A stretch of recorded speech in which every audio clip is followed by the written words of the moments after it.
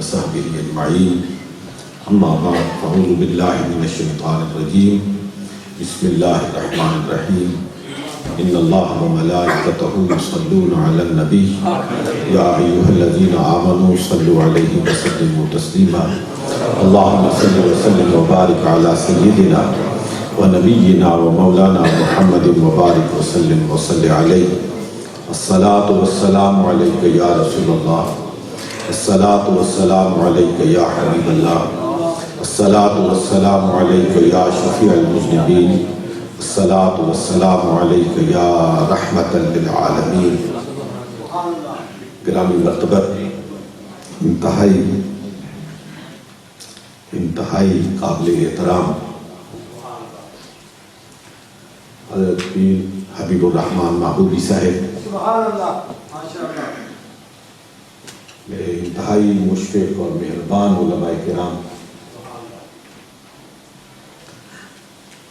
اور برادران طریقت،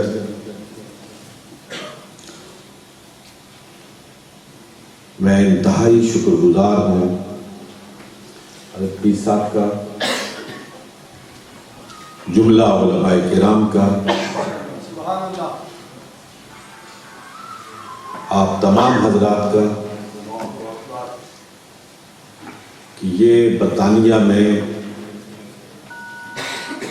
14واں سالانہ عرس پاک ہے حضرت والد گرامی رحمۃ اللہ تعالی علیہ کا، اور 14 سال سے آپ مسلسل اس ایصال ثواب کی مجلس کا انعقاد کرتے ہیں.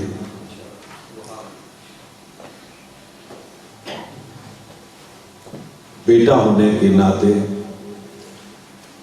اور اس خانقاہ کا ایک خادم ہونے کی حیثیت سے مجھ پر یہ لازم ہے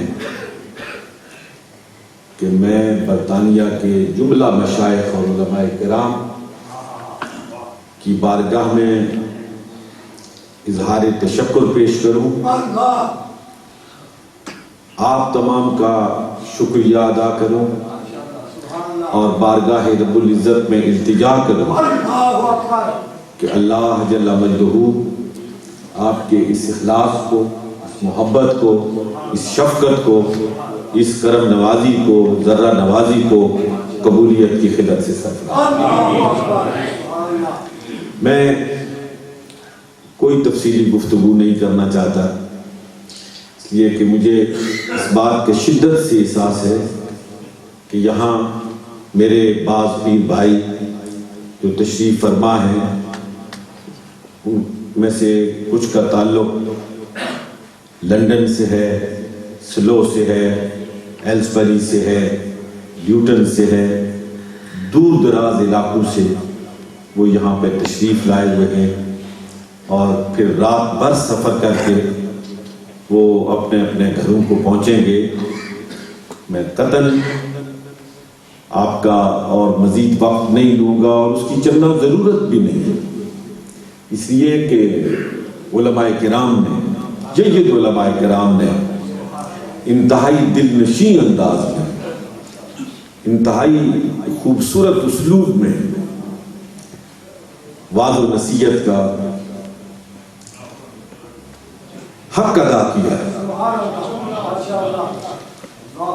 اللہ رب العالمین انہیں اجر عظیم سے سرفراز فرمائے، اور جو کچھ ہم نے سنا ہے رب العالمین ہمیں اس پر عمل کی توفیق برابر فرمائے. حضرات محترم، جس طرح حضرت پیر صاحب مدد اللہ العالی نے ارشاد فرمایا، سلسلہ عالیہ نقشبندیہ مجددیہ کا جو ایک امتیاز ہے، اس کا جو تغرہ ہے، وہ پیروی محمد مصطفیٰ صلی اللہ علیہ وسلم. یہ کہتے ہوئے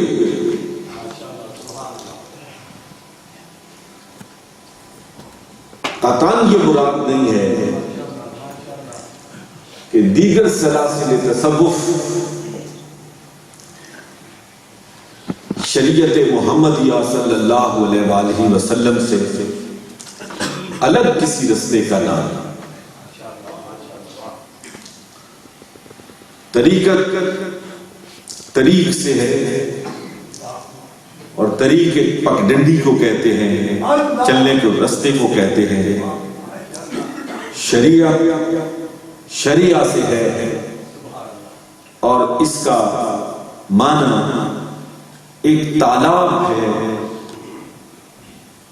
ایک آب زلال ہے، جس کے ہر چہار اطراف سے مختلف پگڈنڈیاں آتے ہیں، اور اس پر پیاسے چلے آتے ہیں اپنی پیاس کو بجھانے کے لیے، اور جو بھی تشنہ لب وہاں آتا ہے وہ دریا بدامہ واپس آتا ہے.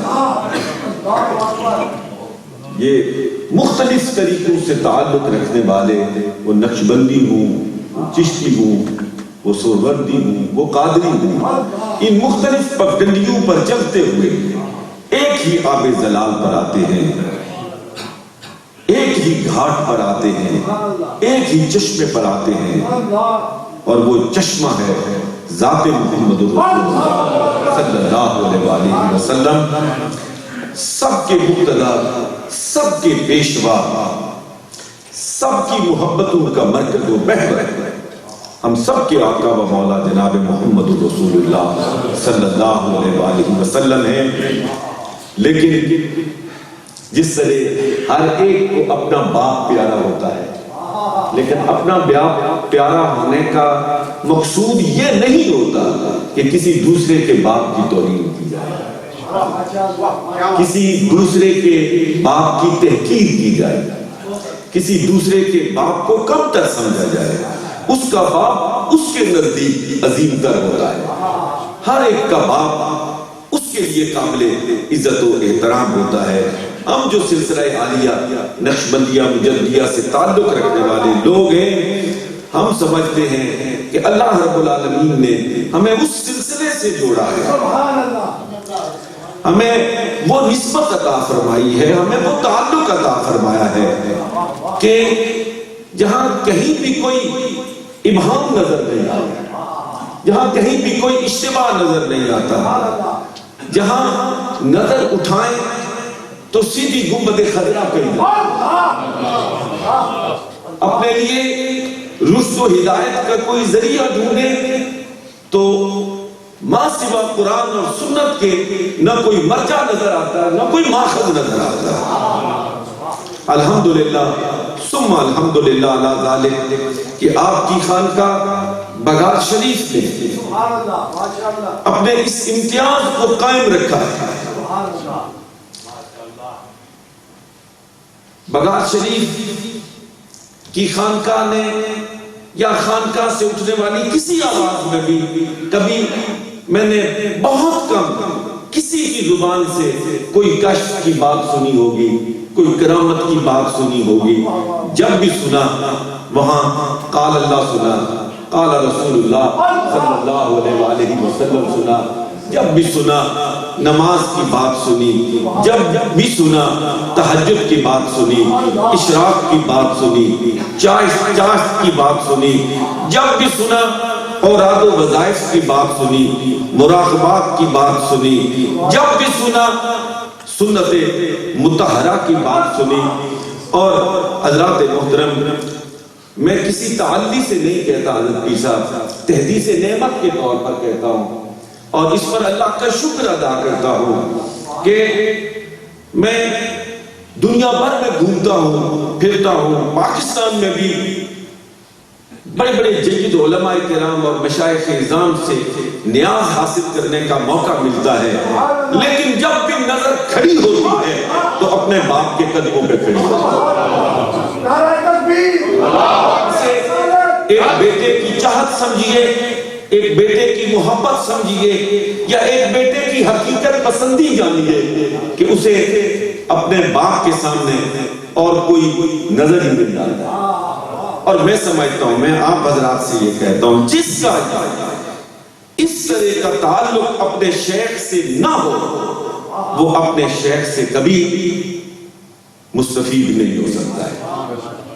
اپنے شیخ سے جس سے نسبت ہے، جس کا جس سے تعلق ہے، جس سلسلے کے شیخ کے ساتھ تعلق ہے، یہی نسبت، یہی تعلق اور یہی محبت اپنے شیخ کے ساتھ اگر ہو تو پھر نسبت القاء، پھر فیض رسانی کے سلسلے کا آغاز ہوتا ہے۔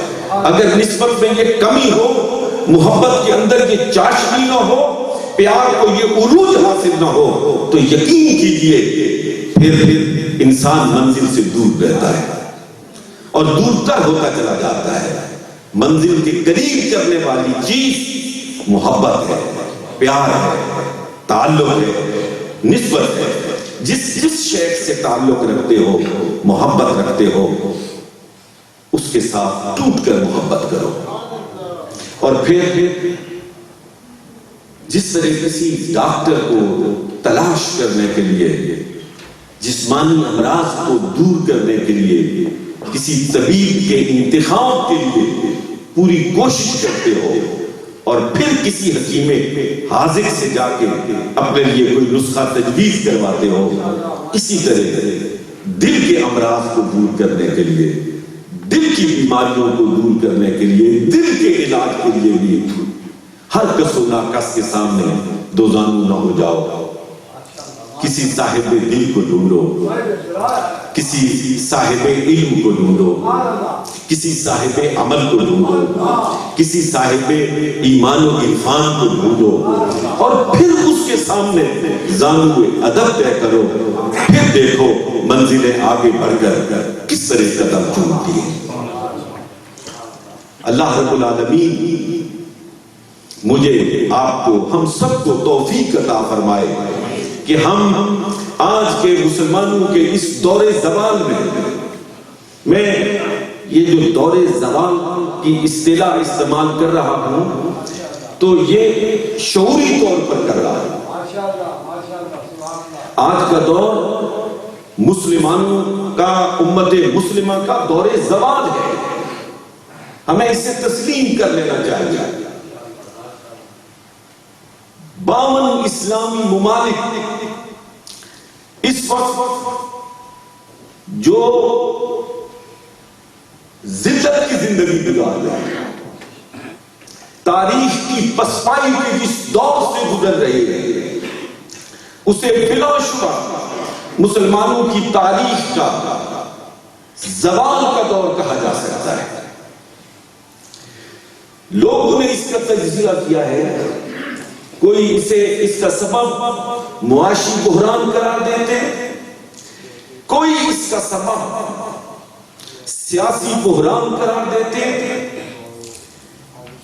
کوئی اس کا ذمہ دار حکمرانوں کو قرار دیتے، کوئی اس کا ذمہ دار کسی دوسرے طبقے کو گردانتے۔ لیکن حضرات محترم، میں اس مختصر ترین وقت میں آپ کی خدمت میں یہ عرض کرنا چاہتا ہوں کہ اگر آپ گہرائی اور گہرائی میں جا کر دیکھیں تو آج کا سب سے بڑا بحران، جس بحران کی وجہ سے یہ سارے بحران پیدا ہوئے ہیں، وہ اخلاقی بحران ہے۔ ہم اخلاق سے تہیدست ہوئے، ہم اپنی اقدار سے تہیدست ہوئے، ہم اس خلق سے، جس خلق کو پیدا کرنے کے لیے بعثت رسالت مآب صلی اللہ علیہ وسلم ہوئی تھی، اس سے محروم ہوئے، تو پھر معاشی ناکامی کا بھی سامنا کرنا پڑا، معاشرتی ابتری بھی ہم پر مسلط ہوئی، اور سیاسی طور پر بھی ہم زوال پذیر ہو گئے ہیں۔ اور حضرات محترم،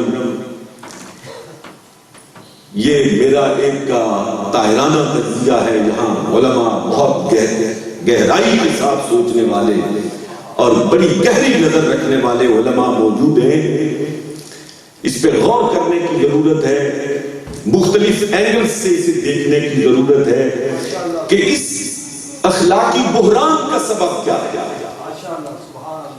یہ کیوں پیدا ہو گیا۔ لیکن میں جس نتیجے پر پہنچا ہوں اور جس کا آج میں پاکستان میں بھی برملا مختلف اداروں میں اظہار کرتا ہوں کہ اس بحران کا ذمہ دار مدرسہ اور خانقاہ، مدرسے میں وہ تعلیم نہیں رہی جو انسان کو بالغ نظر بناتی ہے۔ تعلیم ایک اعلیٰ ترین نعمت تھی جسے انسان خریدتا اور فروخت نہیں کرتا تھا، جسے اللہ کی نعمت سمجھ کر ایک عالم دوسرے طلب علم رکھنے والے کو منتقل کیا کرتا تھا۔ جب تک عالم میں اور طالب علم میں یہ مقدس رشتہ قائم رہا، علم ایک نسل سے دوسری نسل میں منتقل ہوتا رہا اور وہ علم عرفان ذات کا ذریعہ بنتا رہا۔ لیکن جب پڑھنے والے نے یہ سمجھا کہ میں کچھ دے رہا ہوں اور پڑھانے والے نے یہ سمجھا کہ میں کچھ لے کے اس کو واپس لوٹا رہا ہوں اور یہ لین دین کا سلسلہ شروع ہوا، تو بیچ میں عرفان کا مسئلہ غائب ہو گیا، عرفان کا جوہر غائب ہو گیا اور تربیت کے لیے جو خانقاہیں تھیں، میں صرف ایک مثال آپ کی خدمت میں عرض کرنا چاہتا ہوں، یہاں صاحبان علم و فضل بیٹھے ہو،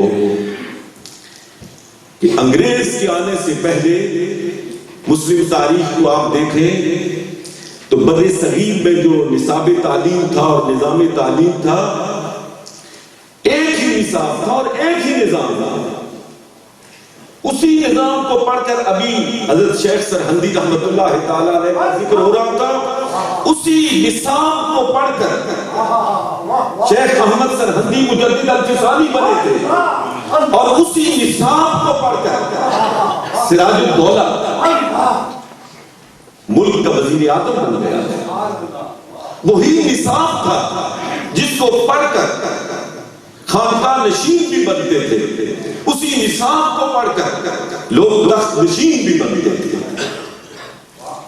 لیکن ہم نے اپنی قدریں کھوئی، ہم نے اپنے نصاب بدلے، ہم نے اپنے نظام بدلے اور وہ خانقاہیں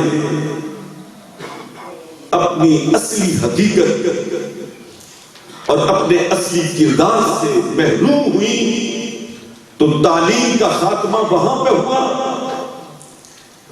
تربیت کی نعمت یہاں پہ ڈٹ گئی، مسلمان تہی دست ہو گیا، سیاسی میدان میں بازی ہار گیا، معاشی طور پر بدحال ہو گیا، معاشرتی طور پر ایک نبی کا کلمہ پڑھنے والا، ایک قرآن کو پڑھنے والا، ایک خدا کو ماننے والا، ایک روز جزا پر یقین رکھنے والا مسلمان مختلف خانوں میں تقسیم ہو گیا۔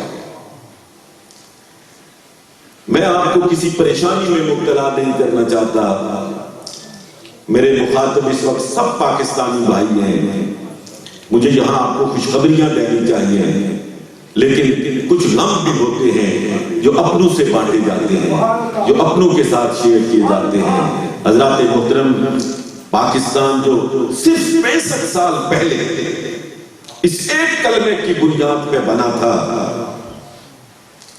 65 سال کی قوموں کی تاریخ میں 65 سال کوئی مدت نہیں ہوا کرتی ہے۔ 65 سال کی مختصر ترین اس مدت میں وہ جو لا الہ الا اللہ کے نام پر ایک ہو گئے تھے، آج پھر کئی قومیتوں میں تقسیم ہو گئے۔ وہ جنہوں نے پاکستان کے حق میں قراردادیں پیش کی تھی، آج انہی علاقوں میں پاکستان کا پرچم ہر روز جلایا جا رہا ہے۔ یہ ان کی غلطی نہیں ہے۔ جب تعلیمی نظام درست نہ رہے جب تربیت کا فقدان ہو جائے گا تو پھر اس طرح کے بھیانک نتائج کا سامنا کرنا پڑتا ہے، اور پھر اقوام کو تاریخ کے اس بدترین المناک نتیجے سے نبرد آزما ہونا پڑتا ہے، جس سے آج پاکستانی قوم نبرد آزما ہے۔ کاش کہ آج بھی پاکستان کا ذی شعور مسلمان اپنی اس ناکامی کے اسباب کا کھوج لگا کر مرض کی تشخیص کر کے اس کے علاج کی طرف اپنی توجہات کو مبذول کرے۔ لیکن آج پاکستان میں لوٹ خسوٹ اور اپنی ذات سے اوپر نہ سوچنے کی فکر اس قدر مسلط ہو گئی ہے کہ اپنے ذات کے دائرے سے باہر نکلنے کے لیے کوئی تیار ہی نہیں ہوتا ہے۔ یا ذات کا دائرہ ہے یا جماعت کا دائرہ ہے، قومی سوچ، امت کی سوچ عجیب و غریب قسم کی کیفیت سے ہم دوچار ہیں۔ میں نہیں چاہتا تھا آپ کا زیادہ وقت لوں، میں صرف ایک بات کر کے بات کو ختم کرنا چاہتا ہوں۔ حضرت آپ دیکھ لیجئے مجموعی طور پر ہماری کیا کیفیت ہے۔ میں اپنے نوجوان بیٹوں سے، عزیزوں سے بات کرنا چاہتا ہوں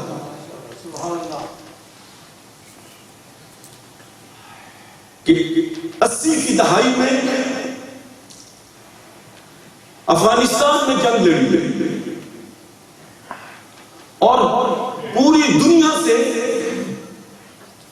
وہ لوگ جو مسلمان انتہا پسند تھے انہیں پاکستان میں اکٹھا کیا گیا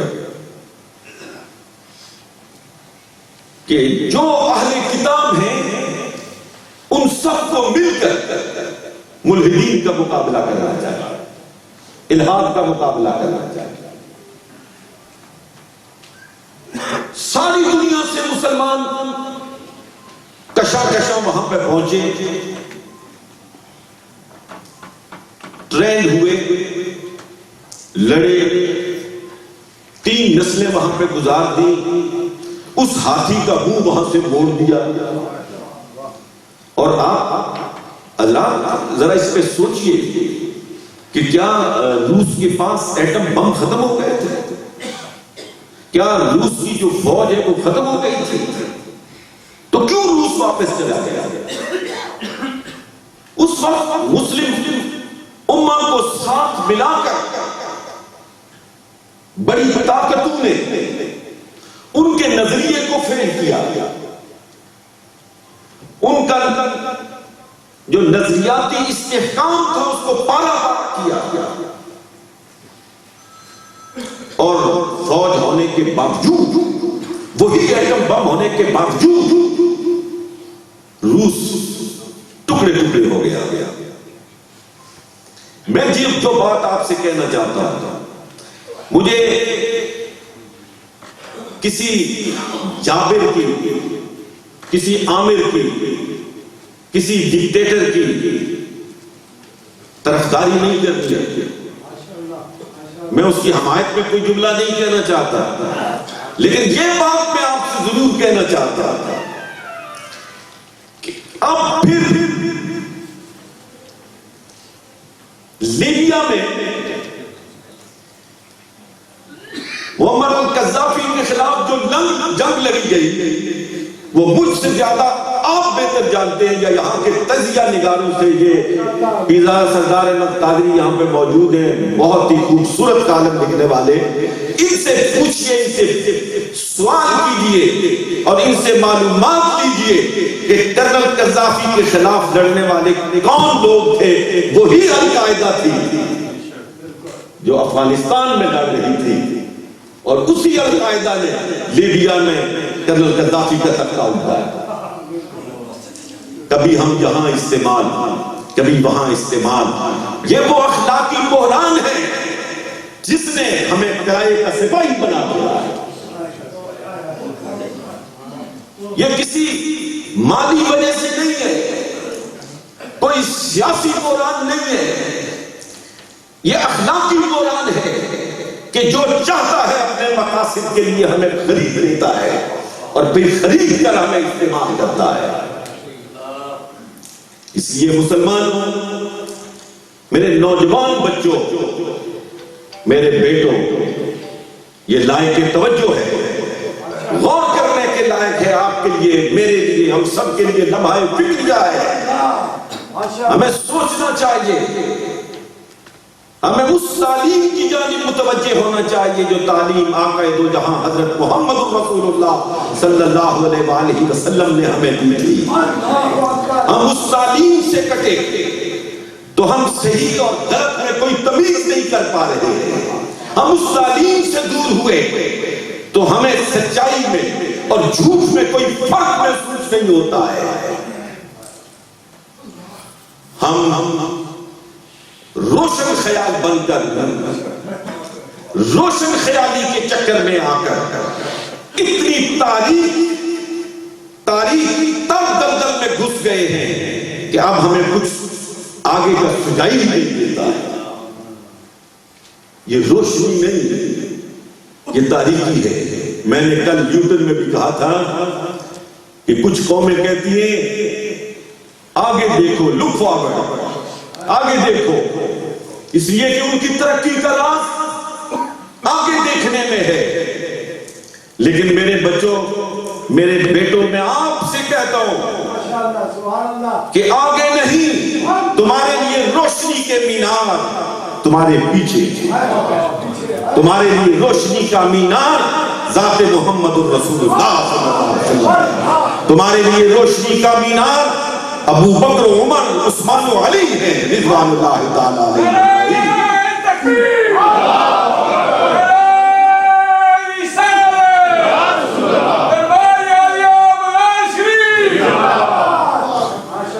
مجھ جیسے بائزوں کو اور مجھ جیسے خانقاہ نشینوں کو اپنی صورتحال پر نظر ثانی کرنی ہوگی تاکہ ہماری باتوں میں اثر پذیری کی قوت ہو، تاکہ وہ لوگ جو ہم سے رہنمائی کے حصول کے لیے ہمارے پاس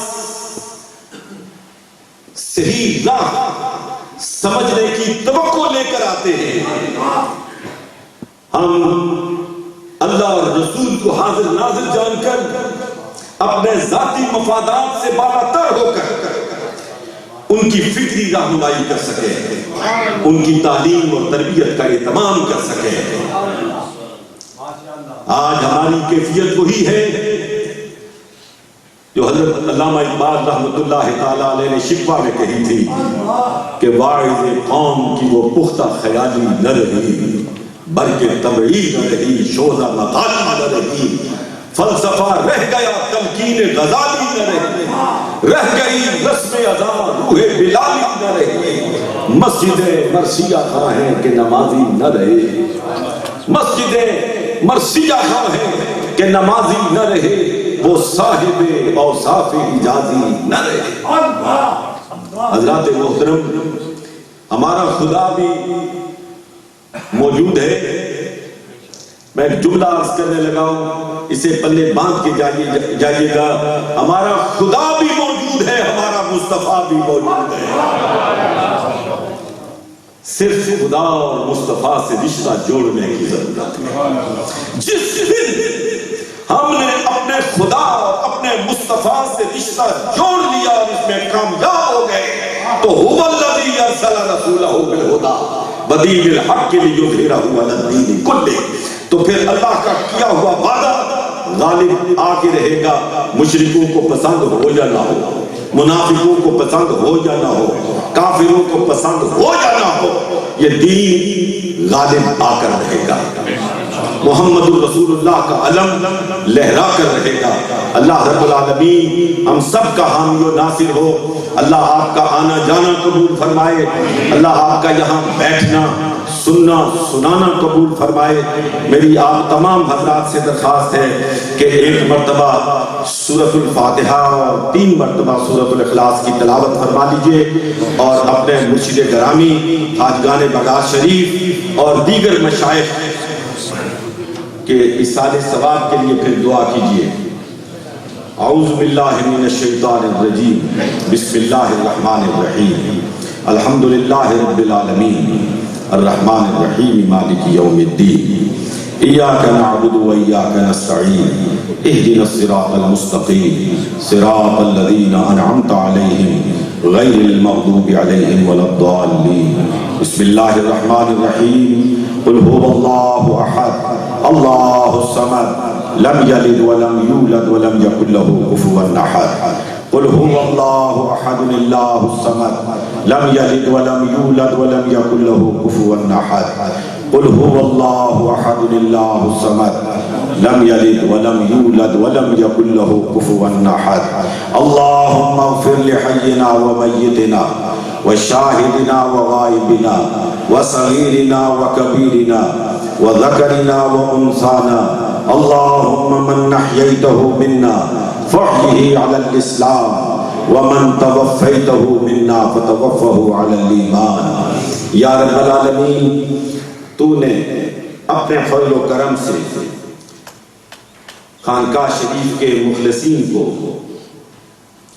32 قرآن مجید فرقان حمید 32 مرتبہ تلاوت کی سعادت نصیب فرمائی ہے، دیگر اوراد اور وظائف پڑھنے نصیب ہوئے ہیں۔ رب العالمین ہم اس سب کا ثواب ہدیتاً اپنے آقا و مولا جناب محمد رسول اللہ صلی اللہ علیہ وآلہ وسلم کی بارگاہ اقدس میں پیش کرنے کی سعادت حاصل کرتے ہیں۔ مولا پاک اس کو قبول فرما لے۔ یا رب العالمین، اس کے ثواب سے جمیع صحابہ کرام، اہل بیت اطہار رضوان اللہ تعالی علیہم اجمعین، تابعین، تبع تابعین، اولیاء امت، مومنین کو فیضیاب فرما۔ رب العالمین ان سب کے وسیلہ جلیلہ اور بالخصوص آقا دو جہاں حضرت محمد الرسول اللہ صلی اللہ علیہ وسلم کے وسیلہ مقدسہ سے، اس کے ثواب سے ہمارے مرشد گرامی حضرت مولانا محمد یعقوب رحمت اللہ تعالی علیہ کو بہرمند فرما۔ رب العالمین دیگر مشائخ بغداد شریف کو اس سے فیضیاب فرما۔ رب العالمین، ہم تیری بارگاہ میں التجا کرتے ہیں کہ ان تمام اوراد و وظائف اور قرآن مجید فرقان حمید کی تلاوت اور صدقہ اور خیرات کے ثواب سے جمیع مشائخ چشتیہ، مشائخ قادریہ، مشائخ سہروردیہ، جتنے بھی مشائخ ہیں، رب العالمین ان سب کو بہرمند فرما اور سب کے درجات کو بلند سے بلند تر فرما دے۔ یا رب العالمین، ہم سب کو ہماری جس کے ساتھ نسبت ہے اسے مستحکم فرما دے۔ یا رب العالمین، اس نسبت میں ہمیں استقامت نصیب فرما دے۔ یا رب العالمین، ہمیں اپنی مرضیات پر چلنا نصیب فرما دے۔ یا رب العالمین، ہمیں تسبیح و تحلیل کی توفیق عطا فرما۔ یا رب العالمین، ہمیں رکوع و سجود کی توفیق عطا فرما۔ یا رب العالمین، ہمیں اپنے پیارے محبوب جناب محمد الرسول اللہ صلی اللہ علیہ وآلہ وسلم کی بارگاہ اقدس میں درود و سلام کا نذرانہ پیش کرنا نصیب فرما۔ یا رب العالمین، ہماری اولادوں کو نیک بنا دے۔ یا رب العالمین، ان نوجوانوں کو نیک بنا دے۔ یا رب العالمین، ان نوجوانوں کی یہاں دیار فرنگ میں نوجوانوں کی حفاظت فرما۔ یا رب العالمین، ان کے ایمانوں کی حفاظت فرما۔ یا رب العالمین، انہیں شرم و حیا نصیب فرما۔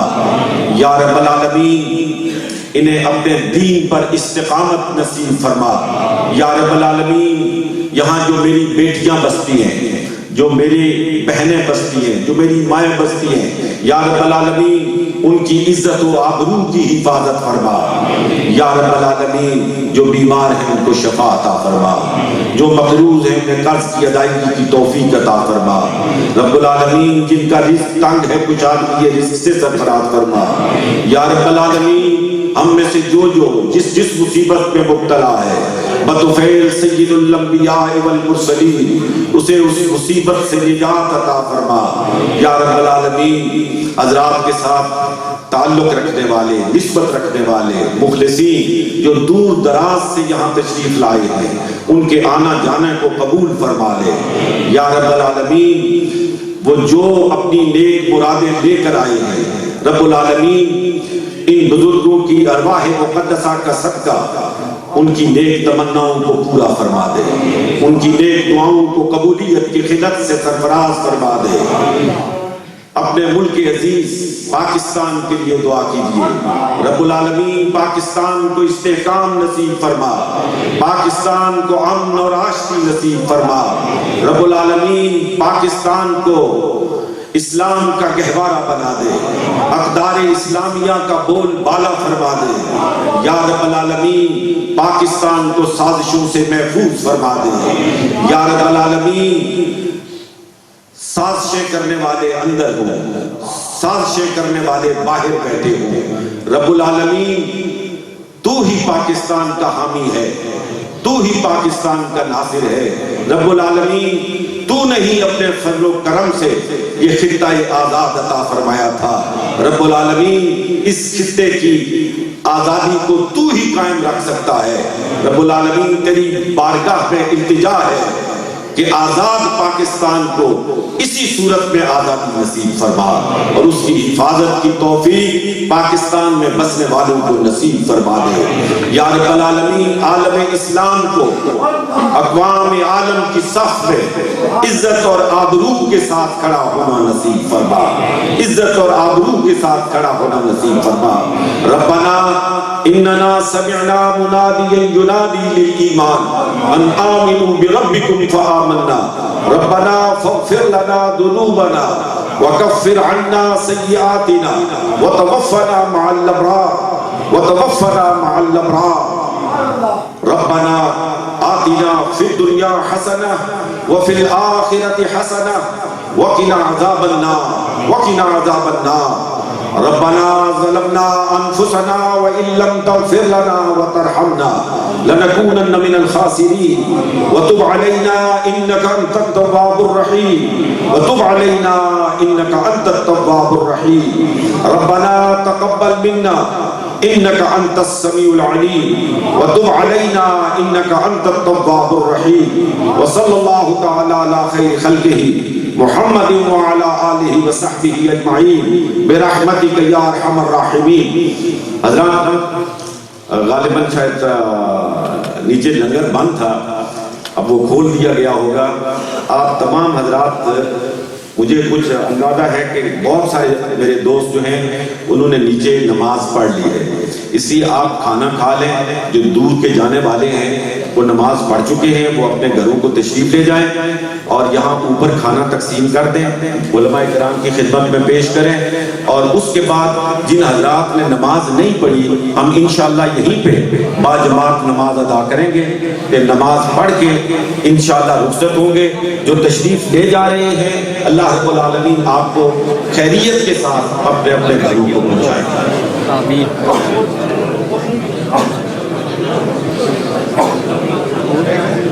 حضرات گرامی ضروری اعلان سماعت فرمائیے۔